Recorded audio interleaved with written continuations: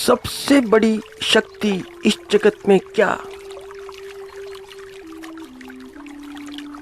सबसे बड़ी शक्ति इस जगत में विचार शक्ति है, विचार शक्ति। और बाकी बच्ची कुची सारी शक्तियाँ इस विचार शक्ति के ही उत्पाद हैं। बाकी शक्तियाँ विचार शक्ति के उत्पाद, क्योंकि विचार शक्ति से बड़ी कोई शक्ति नहीं पूरे जगत में। विचार जगत इस जगत को जितना आंदोलित करता है उतना कोई नहीं।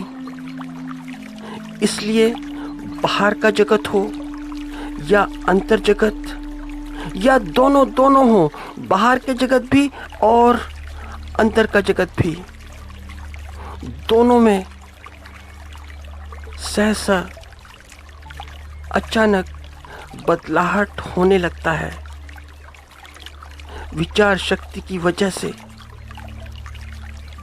और यदि कोई विचार या ऐसा कहें कि विचारों का, सुनिश्चित विचारों का एक समूह सघनीभूत हो जाए और इतना सघनीभूत हो जाए कि वह इच्छा बन जाए, और इस इच्छा में जब तुम्हारे प्राण हो, जब यह इच्छा प्राणों से प्राण पाले, प्राणों की संजीवनी पाले, तो फिर इसे बोला जा सकता है कि यह संकल्प शक्ति है। संकल्प शक्ति। तो यह संकल्प शक्ति, यह तुम्हारी इच्छा है, तुम्हारी चाह है, और फिर जो तुम्हारी चाह है और जो इच्छा है वह फिर पूरी होती है, पूरी। फिर इसी शक्ति से विज्ञान का निर्माण होता है, विज्ञान का विकास होता है। विज्ञान कुछ भी नहीं, विज्ञान है क्या? विज्ञान देन है किस चीज की देन? विज्ञान परिणाम है। क्या परिणाम है? विचार का, मनुष्य के विचार का। मनुष्य का विचार अगर उठे तो इतना उठ जाए कि पूछो मत, और डूबे तो इतना डूब जाए तो तुम रात में कभी घर की छत पर खड़े होकर चांद को देखना या तारों को देखना, तुम विस्मित हो जाओगे अंतरिक्ष को देखकर, क्योंकि यह सरल है। सागर को देखना सरल नहीं, क्योंकि मनुष्य सागर की अतल गहराइयों में भी डूबता है। जैसे अंतरिक्ष में ऊपर जाता है वैसे ही सागर की अतल गहराइयों में भी। मगर अंतरिक्ष को देखना बड़ा सरल। और फिर सोचना कि चांद तारों पर जो तुम सुनते हो, पढ़ते हो कि ये उपग्रह, ये सैटेलाइट, ये नहीं, ये तो सब मनुष्य का विचार पहुंचा है। उपग्रह तो बाद में, मनुष्य के विचार ने उपग्रह पहुंचा दिया वहां पर, मनुष्य के विचार ने पहुंचा दिया सैटेलाइट वहां पर। कोई भी साधारण आदमी हम जैसा चकित हो सकता है, हम जैसा व्यक्ति आज भी चकित हो जाता है कि चांद की यात्रा, वह भी मनुष्य की, जिस चांद को अपनी छत पर खड़े होकर हम निहारते हैं, वहाँ की यात्रा।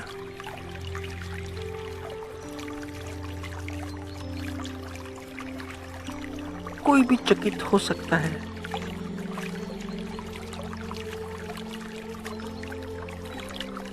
तो तुम जो चाहते हो,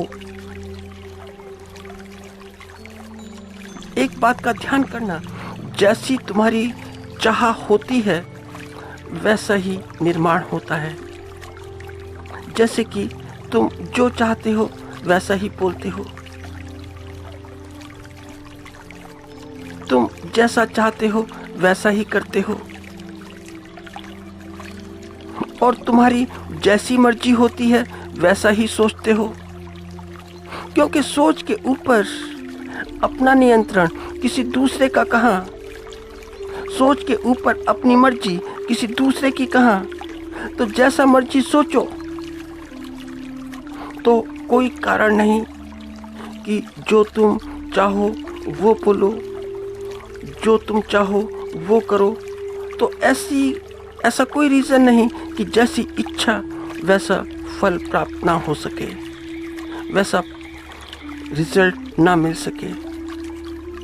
और अगर वैसा रिजल्ट नहीं मिलता है, अगर प्राप्त नहीं होता है, तो इसका अर्थ यह है कि इच्छा नहीं है।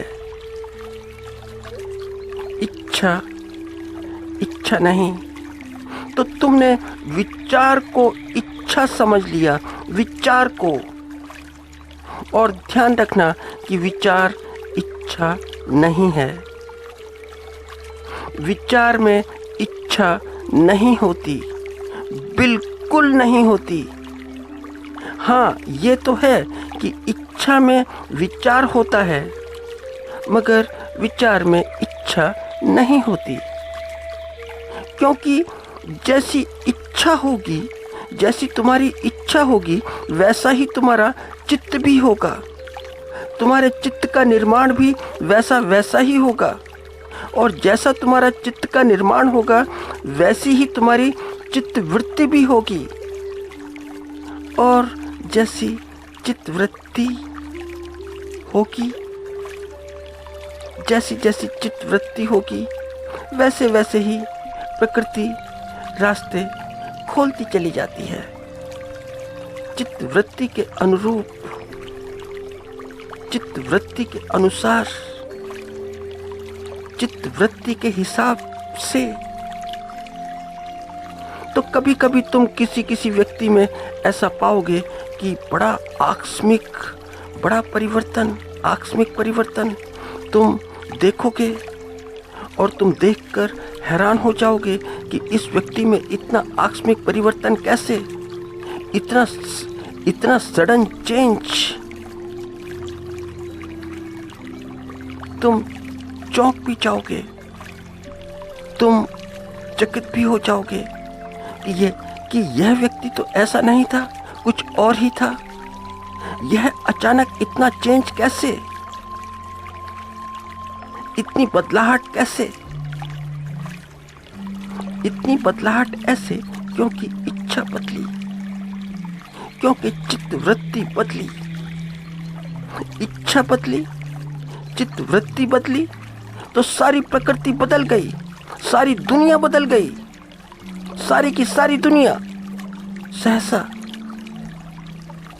अचानक, यूं ही, यकायक। इसीलिए तो हिंदू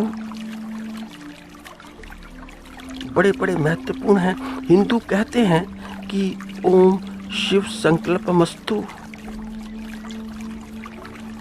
कि हमारे संकल्प शुभ हो, अशुभ ना हो, हमारे लिए भी शुभ हो और जगत के लिए भी कल्याणकारी हो, जगत के लिए भी शुभ हो।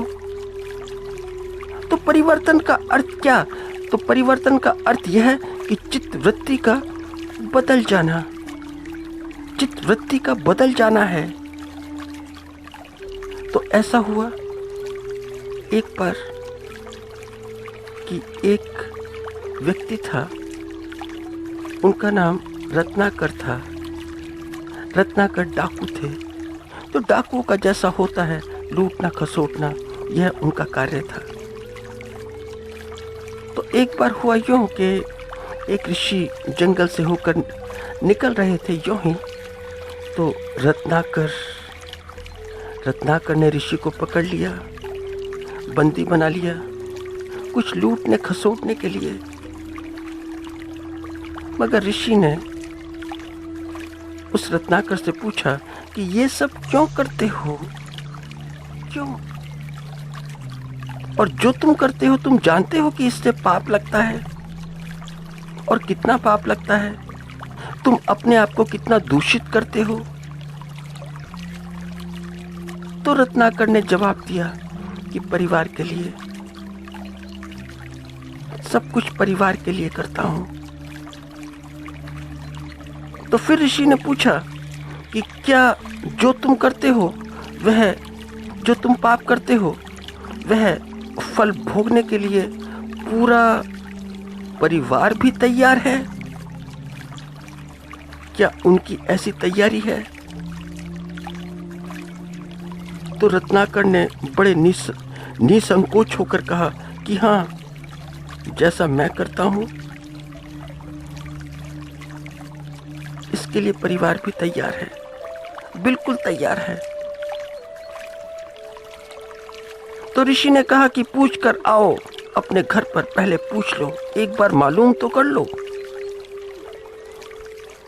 एक बार पूछ तो लो। तो रत्नाकर लौटकर जब आया तो बड़ा दुखी था, बड़ा लज्जित, बड़ा शर्मसार, क्योंकि उसके परिवार ने इनकार कर दिया कि हम तुम्हारे पाप में सम्मिलित नहीं हो सकते। परिवार का इनकार क्या करना हुआ कि बस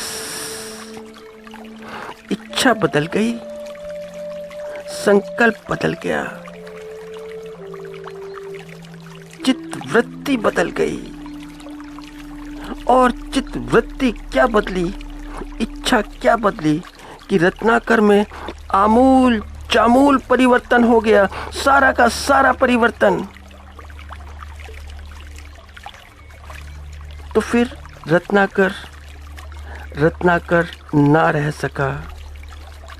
फिर रत्नाकर परिवर्तित हो गया, चेंज हो गया। फिर रत्नाकर महर्षि वाल्मीकि हो गया। फिर रत्नाकर आदि काव्य रामायण का रचयिता बन गया। यह वही रत्नाकर है जो बाद में महर्षि वाल्मीकि के नाम से सुविख्यात हुआ, महर्षि वाल्मीकि। और जानते हो, महर्षि वाल्मीकि की जयंती, वाल्मीकि जयंती भारत में बड़े धूमधाम से मनाई जाती है।